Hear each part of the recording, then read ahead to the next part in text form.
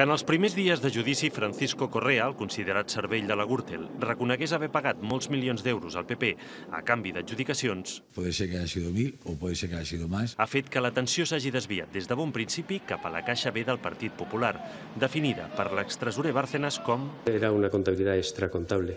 No aparecía en ningún libro, en ninguna cuenta. Extracontable. Era una doble contabilidad. Extracontable. i objecte d'un altre procediment, els anomenats papers de Bárcenas. Per això els advocats del PP han intentat més d'un cop que no es parlés dels sobresous en negre, però ha estat impossible evitar-ho, i a bona part de la cúpula del PP se li ha demanat, cadascú evitant les respostes a la seva manera. Esperanza Aguirre traient pit. Yo digo que destapé la trama Gürtel. Álvarez Cascos desvinculant el seu nom dels apunts de la Caixa B. Del ministro de Fomento, ese tipo de comportamientos no tenían cabida. I la cúpula popular de l'era Aznar amb una frase que ha arribat a fer-se viral. No lo sé, no me consta, lo desconozco.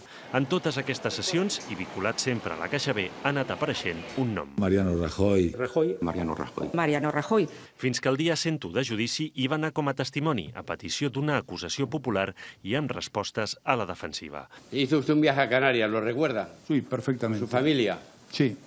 ¿Ese viaje lo pagó su partido, lo pagó usted? ¿Quién lo pagó? Mi partido, hasta donde yo sepa.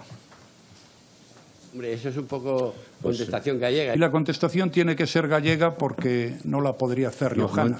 L'actualitat intensa d'aquests dos últims mesos ha desviat l'atenció sobre el judici de la Gürtel, just en el moment en què la Fiscalia feia públiques les seves conclusions finals, contundents. Es una actividad duradera de una organización constituida para delinquir. El judici sí que ha portat indicis que hi hauria una Caixa B al PP, però això queda per un altre cas, encara en instrucció. D'aquest, i pel record, imatges descridassades a la porta coincidint amb el judici de l'Esblac i d'acusats queixant-se, però també sons o declaracions que constaten que alguns dels 37 acusats són persones amb gent i figura. Entonces, Luis el Cabrón no es Luis Bárcenas. No. ¿Le puso usted ese calificativo? Sí. Soy defensor del taco como Camilo José Cela y de ir sin calcetines.